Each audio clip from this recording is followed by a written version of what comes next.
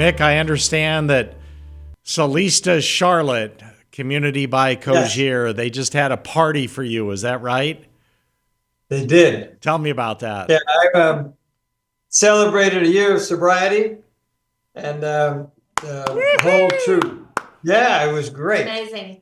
And when I first came here, I couldn't walk. I had been in a assisted living. I had a pretty bad accident. I couldn't walk. So I came here in a wheelchair. And inside of 2 months, I had thrown away the cane and thrown away the walker and was walking on my own. And I've been doing it ever since.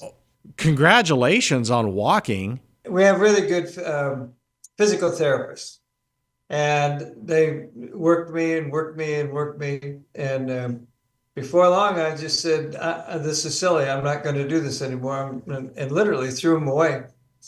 And but also the people here have been so supportive of literally anything that I've done. I mean, I get along with people great. I've been a people person all of my life that I can remember, and they have given it back. So I know the love of this place was a major part of me being able to walk. So, They've Mick, been you're great. truly an inspiration. On a Friday, we open up our conversation by you telling me that Celeste Charlotte threw a party for you to celebrate 1 year Yep, of sobriety. Congratulations on yep, that. And now I learned that took a couple months and you're walking because of yep. physical therapy there at Celeste Charlotte. Life's good for Mick right now. It is. I turn 80 next month, and Come I've on. had Rob, a our lot of ups producer, and did you downs. see Mick's head of hair? Our producer's so jealous. Our producer looks like Uncle Fester. Yes, I know. He was just sitting there. He made a similar comment. Oh, did he really? That proves Yeah. that he's jealous of your head of hair. So you're 80, Mick. Yep, And I'll look be at 80 you. next month. You look great. Yeah. Well, I've always sort of taken care of myself, other than drinking too much in an earlier part of my life. But I work out and I eat pretty well, which is also true here. We've had a very responsive kitchen and administration here that continually improves the food. So we get make sure we get enough protein, not too many carbs, a lot of veggies, and I think that has helped a lot too. So, Mick, I'm not a mathematician, but I'm trying to add everything up here. So you've been at Celeste Charlotte 9 or 10 months? 1 year, Oh, yeah, oh, one you've year, been there 1 year. yeah, Oh, yeah, okay. So when you joined Celeste Charlotte, that's when yeah. you began the sobriety?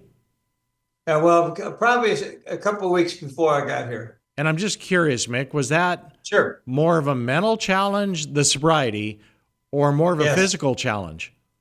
No, it was hardly a physical challenge at all. You know, the mind is very, very powerful, and what we tell it is what it does. And I just had to keep telling me that it was time to give up the booze, and I did it. But I did it. There are two factors. One is I began to realize that I was still alive, not just because of me, but because of God. And I was happy in many regards because of the people here. And those two factors played major um, roles in my sobriety. And I started teaching Bible study, and I started going to Sunday church every day, every Sunday. And the whole package just sort of worked. And This it's conversation's been getting great. better and better, Mick. So Oh, good. you teach Bible study at Cogir? I do. Yeah. With another person. I learn and I study at the same time. I guess that's like life, right? Don't we There's all? a lady here who has lived by the Bible, knows every word in that Bible since she's been 16. And she said, I want you to help teach this. And I said, okay. So I do, and I learned from her, and then I try to pass that on to other people. And it's been fun. I like it very much. And I think has a lot to do with my attitude about myself and life and um, just the whole scenario. So, Mick, I'm a curious guy, and there's Sure. so many questions I have. I have questions about the journey to sobriety. I have questions about walking, which I don't know how some people take that for granted. I mean, it's unbelievable, your story. And then I have questions about faith as well. Let's start with sobriety. The Okay. reason I asked the question about was it more of a mental challenge or a physical challenge is from Sure. what I've heard, one of the biggest challenges in a journey to sobriety is time. You have to substitute your time. You have to soak up your time. You have to keep your mind busy. How did you do that? Yes. How did you do that at Cogir? I've had several people that said I should have gone to AA, right? And so I started studying AA, and I realized that is the trick to AA. They combine religion with a group uh, comfort zone. They get people to stand up and talk about it, but they're surrounded by people that support their sobriety. I had that here. I've had everybody just tell me. Well, one lady, one very good friend, said if she ever caught me drinking again, she'd kick my ass. Now there may not sound like positive motivation, but it was. No, it is. Was that a staff member or a fellow community member? Oh no, it was another resident, but I've been told that by more than one. So she said she was going to kick So, your ass if you started drinking again? yep. And I have never had, this is an amazing story, but I've never had one day where I wanted to drink again. And I drank a lot. And so I just thank God and I thank everybody here for being all that supportive. And today, if I walked out in the middle of lunch or dinner and had a drink, I would be run out of the place. You That's the need way that they are. community. That's wonderful, and that's Yeah. a lot of credit is to you, Mick, because of the friends that you made and opening yourself up to being humble, and that's what Yeah. AA is about: admitting out loud that Yeah. you're an alcoholic or that you need help, and then Yeah. allowing people to help you. So as much credit goes to you. I love that story, Yeah. and No, thank you. And that's what AA does. But I stood up in the middle of lunch one day and told everybody that I was at 1 year of sobriety, and they all applauded. I mean, it was just fantastic. So a lot of support. I'm going to ask you the same question about walking, and I want to take some time on this because that's a big Yeah. deal. I mean, going from Yeah. not walking to being at Cogir for 2 months and between physical therapy and mental strength conditioning, you're now walking. I'm going to ask you the same question about walking again as I did Okay. about sobriety. Was it more of a Sure. mental challenge or physical? More mental again. The woman who's the physical therapist here, we formed a bond. It was really great, and she didn't tell me she was going to kick my ass if I didn't walk, but the message was sort of the same.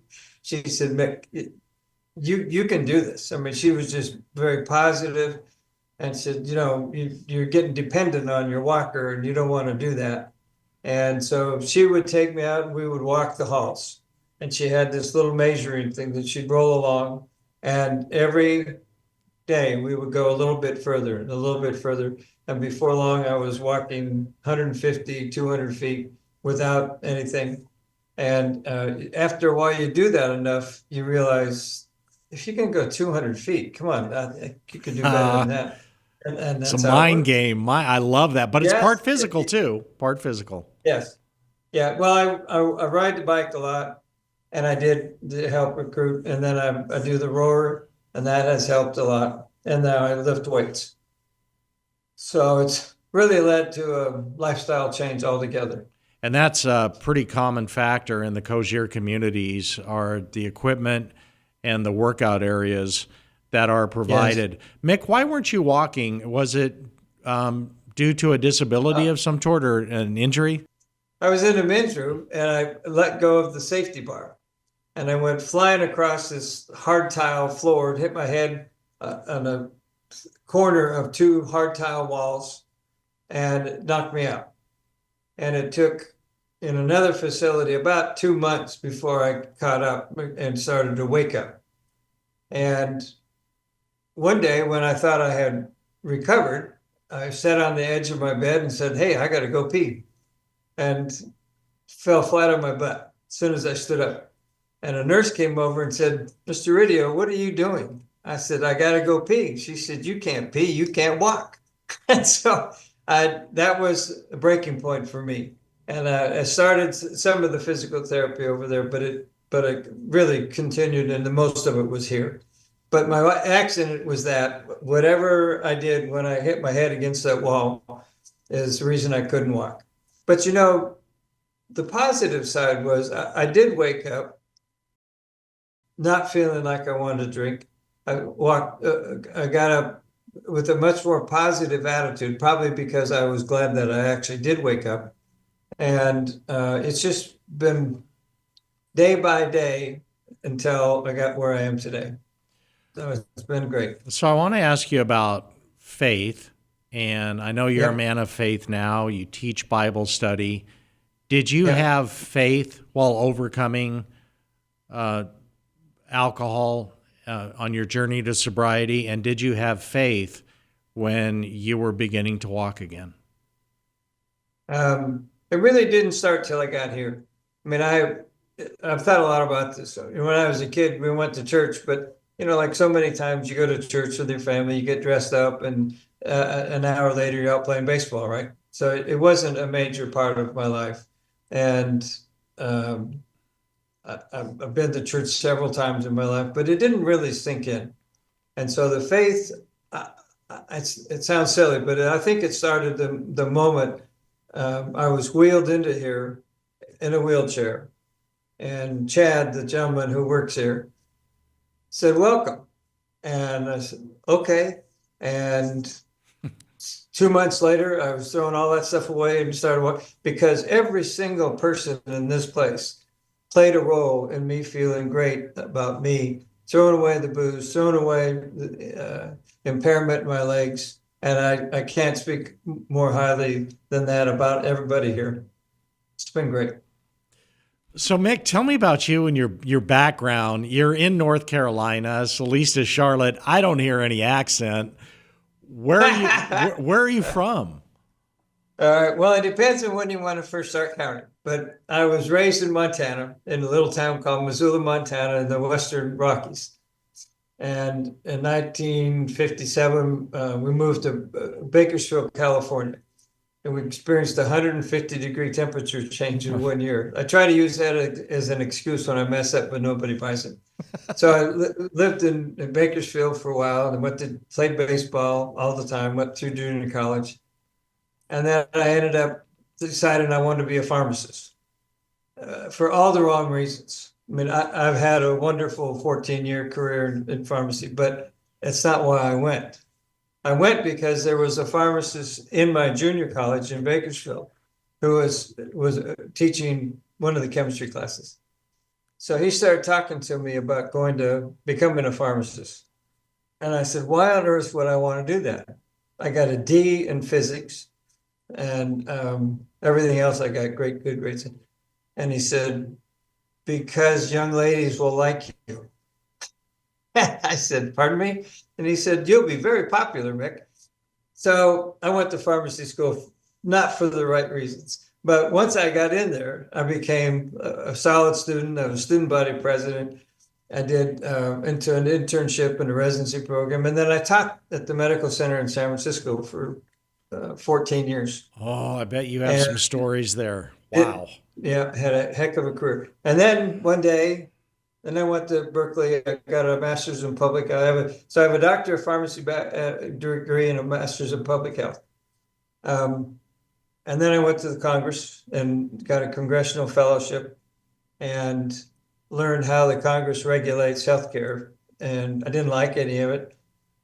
So we did a study that got 2 vaccines put on the Medicare beneficiary package. That was a highlight. Brought a lot of attention to me, but really to the subject of vaccination. Now, today, anybody in America who's 65 can walk into their pharmacy and get a free pneumococcal vaccine or a free flu vaccine and never have to worry about paying for it the rest of their life because of that bill. What a And life, Mick. yeah, that You're was so great. humble. You're speaking like this is normal. That's a game changer. You've helped a Yeah, lot of people. That's a huge deal. yeah. We had a tough time doing it, but we got it done. All the details. Sometimes members of Congress are with you, and sometimes they're not so much with you. But we were very fortunate to hit the right ones, and they got it right through. And then one day, my wife said, "I want to be an interior decorator," and I said, "Okay." And like most husbands, I continued to read the newspaper and didn't think anything more about it, right? So a couple of days later, she was driving up the driveway, and I said, "Where are you going?" She said, "I told you, I'm going to go look at this franchise." And I had a fit. I said, "Wait for me. I know this is going to cost me money." So I got in the car, went with her, asked those guys all kinds of rude and crude questions. Ended up being the number 2 guy in that company. A few years later, we did really, really well. And I took them around the world. The franchising was just a good fit for me. And I still do it today. I award franchises to people. I think I've worked with 30 or 40 different franchise companies. And I love the process. You're pretty much the poster boy for overachievement.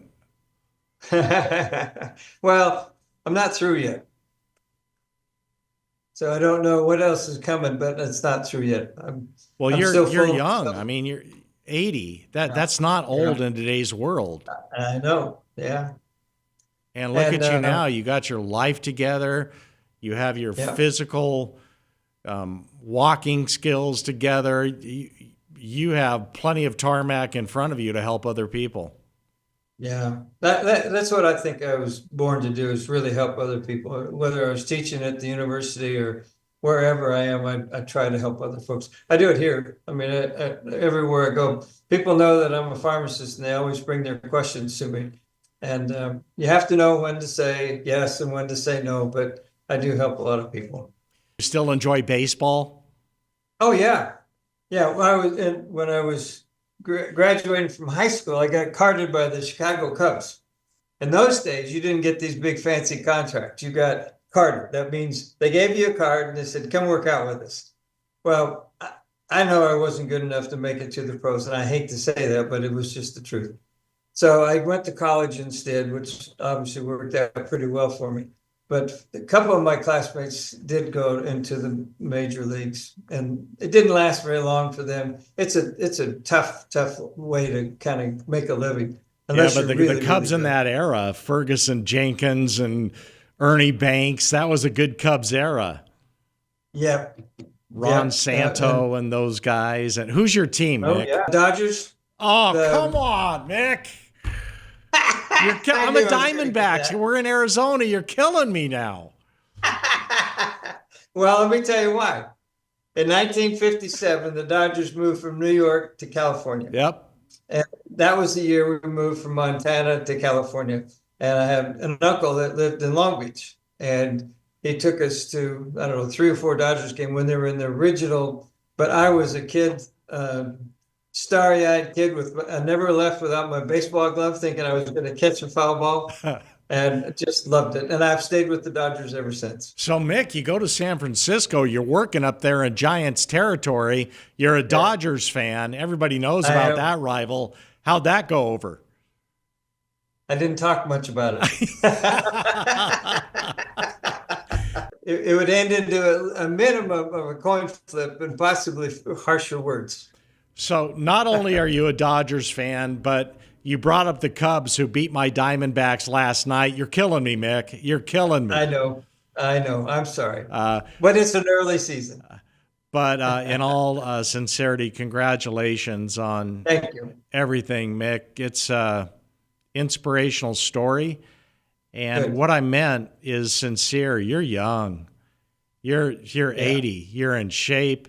You're in good health now. You have all that knowledge from wonderful experiences. You'll help a lot of people. Your fellow I try citizens to. at Cogir Yeah. are very lucky to have you in the Yeah. community. I know the theme of this is love, right? And you do, I think I've fallen in love with a lot of people here. What I really like is sitting down at dinner with somebody that I may have seen 50 times and haven't talked to yet. And we talk about past lives. And I always try to say, well, how does that relate to what you're going to do moving forward? And to most of my colleagues here, that's a transition they don't normally do on their own. But I'm an advocate of saying, so how, if I get them to tell me what they want to do next, I always come back to it and say, how's that goal going? And I love doing that. Do you find that a lot of Sometimes, people you meet in the community end up coming to your Bible class? oh yeah, yeah. I would say, well, there's 110 people here. I would say 25 come consistently, and then sometimes people come and then they go out. But we talk about staying positive, and we talk about there's a force in the world that is greater than any one of us, and let's try to cater to that and teach them about that. So it's really quite good. Mick, have you ever watched The Chosen? I don't remember it. So tonight, well, if you get a chance, that's my recommendation. So start Okay. obviously with season 1. You already know the story, Mick, but it's just a reinforcement. It's wonderful. It's called The Chosen. Start with Oh, good. season 1. And tonight I'm going with my son to the newest release, Oh, good. which is it's the Last Supper episode. I mean, right before Oh, fantastic. Easter. That But would be great. yeah, Good for you. we're going to go tonight, and I think it's wonderful that you're a man of faith, and I think it's wonderful you're helping other people. Well, when you go through a little stuff, it's not just you that gets you through it. And I think it took my lack of walking to help me understand that. And I tell everybody today, whatever you're facing, prayer really helps. And you have to be sincere about it. And I have a little note on my door. I change every 30 days or so with some kind of positive thinking note. People come by and read it.